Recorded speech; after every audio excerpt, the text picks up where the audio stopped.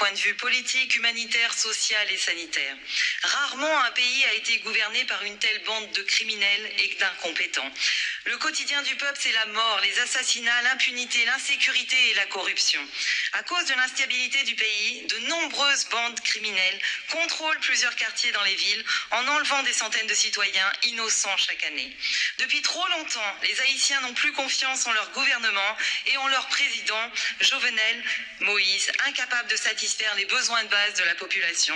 Que pouvons-nous faire pour faire respecter l'état de droit, la démocratie et le respect des droits de l'homme en Haïti? Nous ne pouvons pas rester sans rien faire face à cette situation.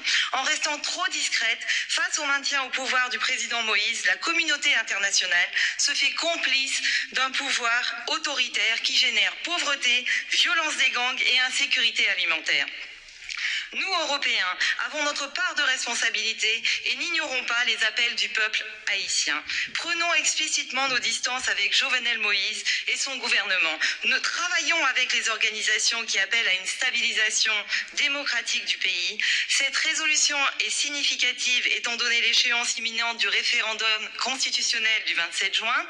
Nous condamnons l'organisation du référendum constitutionnel voulu par le président Moïse qui lui permettrait de concentrer plus de pouvoir entre ses mains. Les élections doivent être libres, crédibles, transparentes. Nous demandons à l'Union européenne et à la communauté internationale de soutenir Haïti dans cette entreprise. Il n'y a plus de temps à perdre. Aussi complexe que soit la situation, c'est notre devoir de nous mettre à écouter ce que disent les Haïtiens et les Haïtiennes et agir sans plus attendre. Merci.